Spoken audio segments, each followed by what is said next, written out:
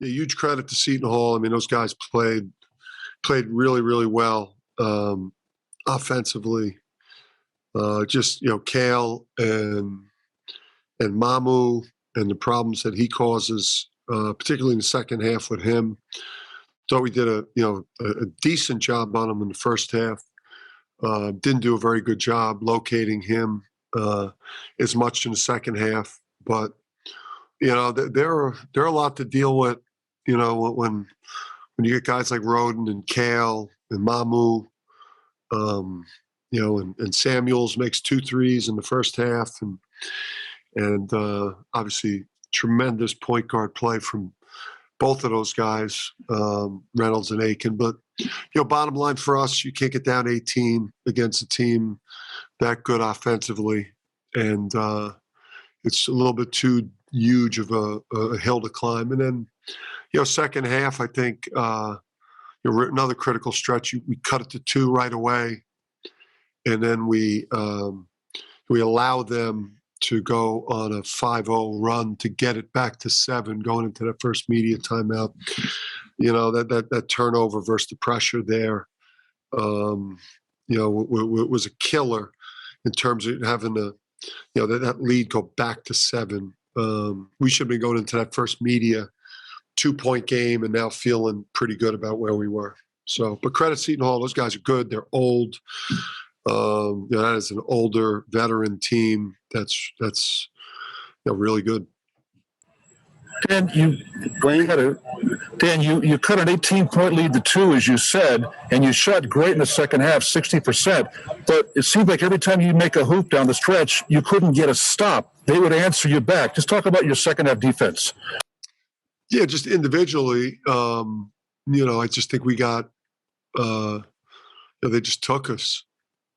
We allowed, we didn't play good enough individual defense, and the shot clocks, closeouts, getting through screens. We just didn't, we scored enough today to win. We just obviously couldn't guard them individually, and they had just a multitude of guys making threes, which made it hard to kind of sink in and play off people, because when Aiken's out there with Kale and Roden and Mamu, and then they got a big at the rim, they spread you out. It's hard to guard them.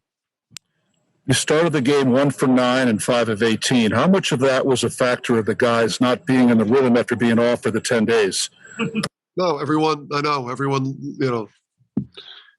nobody wants the pauses. Everybody wants to play. That was, to me, absolutely a byproduct of having not played and being a little bit kind of out of rhythm. I mean, we were getting great shots. I yelled at them while that was going on, keep playing. You're getting great shots. We couldn't make anything, and they were obviously making their shots. It hurts when you go pause. It hurts. It's not an excuse, but it's just a reality. And on the bright side, great efforts by Jalen Gaffney again, career high 20, and also you got 20 good minutes by Jackson. Just talk about what those 2 guys brought to the table today.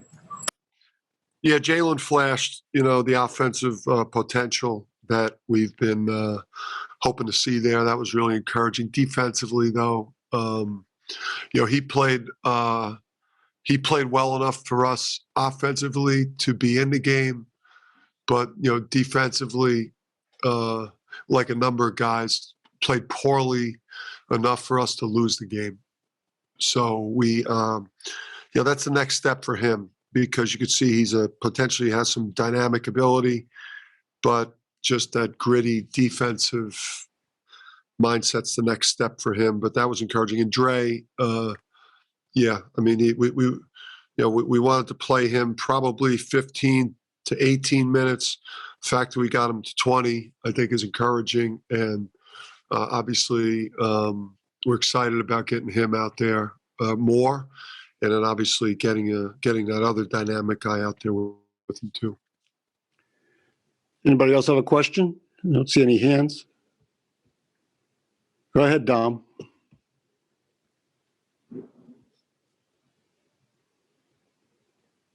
Tom, you're muted. There you go. Yeah, there's a key point in the game. When they were up 7, they were able to stretch it to 10 with the technical. What happened there? Can you describe what went on there? They said it was a bench. That our bench was too boisterous, reacting to, the call that wasn't made there. It's that's a tough one. Obviously, and that is obviously that's my first technical of the season, because the one at Creighton, was, they could put that on the books like I got one, but that wasn't a technical. So I guess that was either me or the bench. I got 2 different explanations as to whether it was me or the bench. One ref said that it was the bench. The other ref said that I was out of the box, and I wasn't out of the box, so I'd imagine it was on the bench. But I thought they missed a couple travel calls. I thought Mamu clearly traveled in front of their bench and then went in and dunked it with his right hand when it was 4 or something. But it's just like, that was an intense game. That was fun. It was fun to be a part of. There was like a lot of, just a lot of juice to that game. Benches were into it. There was just a lot of intensity on the court. It was an important game. There was no crowd. Like, let it go, man. Like, come on. You kidding me? Kevin? Dan, did you just see this performance from Jalen kind of building that it was, the last couple of games he started to come on a little bit? Yeah, I mean, he had his best practice that I've ever seen him have 2 days ago. He was tremendous. And I think you saw signs. Obviously, Creighton, there were some flashes, and then, and against Butler, I thought he looked good. He's in a much better frame of mind. And if you would have told me going into the game that we get 20 from him, we'd get 7 from Dre, we get 12 from Adama, I would have probably said to you we'd win the game. But we just didn't. We didn't guard well enough, and then we just didn't get enough. We lost some other matchups pretty big. Dave? You mentioned Andre, obviously. Is this kind of a glimpse of what you expected from him in terms of the athleticism, good rebounding, just the all-around game that you can kind of expect from him moving forward? Yeah, I mean, it's just, he's scratching the surface. He's had a brutal, the guy's he's dealt with so much. He's had the minor, like, knee cleanup stuff that just took everything up through really November. He wasn't able to do anything. And then, right as, we're getting to the point where he's had enough work and practice, coming out of the Creighton home game where we're really just going to, throw him out there and get him comfortable. He fractures the wrist. So, yeah, I mean, you saw glimpses of it. You saw obviously the splash play, which really got us going. And, he really doesn't even know what he's doing out there yet. Once he gets a feel, and, and we get book night back, we're going to look much different. We're going to look much different. Jeff Jacobs? Yeah. Hey, Dan, a little bit more on Jalen Gaffney. When Book comes back, how do you envision him playing? Like you said, I mean, like Reynolds got that big hoop on him at the end, but he really is showing some dynamism there. How does he fit into the guard picture when you have a number of guards and he's playing like that? What kind of role do you envision him for the rest of the season? Yeah, I mean, coming into the year, we looked at that as a real point guard competition, point guard battle. Obviously, RJ won it, and Gaffney's coming on,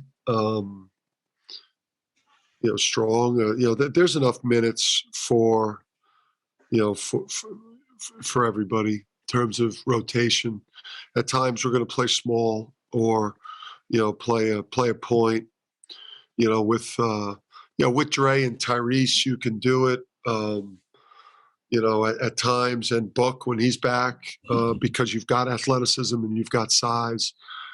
But I mean, in to be honest with you, because of how banged up we've been with Cook not being able to kind of get back and Book and Dre being out, we've had to gift minutes or we've had to play people minutes out of necessity. Whereas now I think as Book's obviously close to returning or closer, you've got to play well to stay on the court. And if you're playing bad, you got to get off the court. And that's what goes on at good programs and good teams. So as Book gets healthy and he gets back into the mix with Dre now firmly in the mix, there's pressure on people. We didn't have enough guys that performed well enough today. If I could follow up just on your gut feeling about this game, I'm watching and you're clearly rusty early on. You don't have rhythm. Then you charge back, and you have guys who hadn't played great this year. You had Andre coming in playing and Jalen coming in, and then you don't guard down the stretch enough to stop them against a senior team. I guess that's kind of my recap of it. I'm just so there's some good and bad in there. What's your kind of overall gut feeling about all that kind of mixed up stuff there? Yeah, I mean, I'm looking out there and I'm watching, in crunch time, Adama, who I thought finished incredibly well against a giant, like one of the best shot blockers. You never see anyone score in the post on Ike. And I thought what Adama did in there was tremendous. Obviously, both him and Isaiah didn't rebound anywhere well enough for us to win the game today. But like looking out on the court, as disappointing as it was, to see some of the things, to lose, and as disappointing was to get down 18, you obviously feel good about battling back. You feel good about you were able to kind of hang in the game with two freshmen in there. It's a weird feeling. It's like you feel obviously you're crushed that you lost, because if we don't get down 18, if we just handle that better and we get off to a better start, it's a bang bang game down the stretch that we obviously have a chance to win. But all this is going on while we've got two freshmen in crunch time against an older team that's been through the wars, and we're missing one of the best players in the country.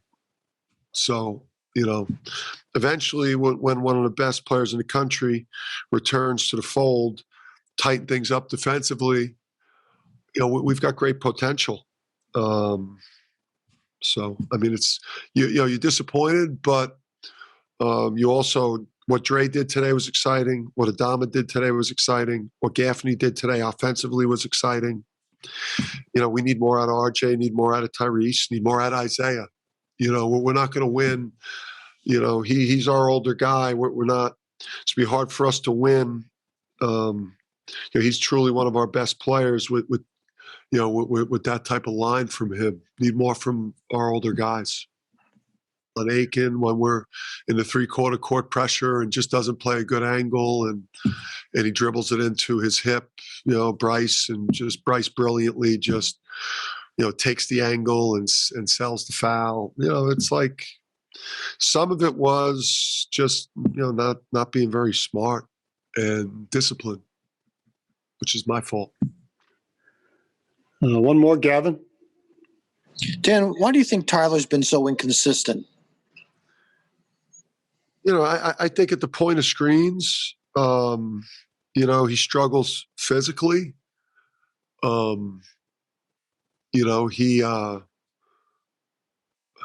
He's not great in terms of playing angles to set up screens and a feel for those types of intricacies and nuance of how to get open, how to use a pin, how to use a flare, how to use a stagger, how to get lost in a possession, where to lift to when a ball screen's happening. So obviously against teams that aren't as good as Seton Hall, or against teams like St. John's that really get into you, he struggles. And against teams that aren't as good defensively, he'll find his way into threes. So, yeah, but he'll keep working. That's he's a weapon for us. And but as guys are getting back and getting healthier, there's obviously, he's got to try to find a way to do other things in the game. If he's not making shots, then he's got to really be on the backboard and guarding, or else his value drops. Last one, Dom. Dan, is book night a possibility for Wednesday? Is he that close? Yeah, I mean, he hits his 4-week range on Monday. I can't tell you the extent of what he did in practice, but he pushed. That kid's a baller. He pushed hard to play today. He put a lot of pressure on the medical staff last night. I mean, he's recovered well. He played one. He played one live segment. He played one live segment on the gray team yesterday versus the blue. Blues the starters, grays the bench guys, and the gray team won. So we'll be thrilled to get him back in there. I think now he's at the point where he's a game time decision moving forward here. But he wants in. Obviously, he's not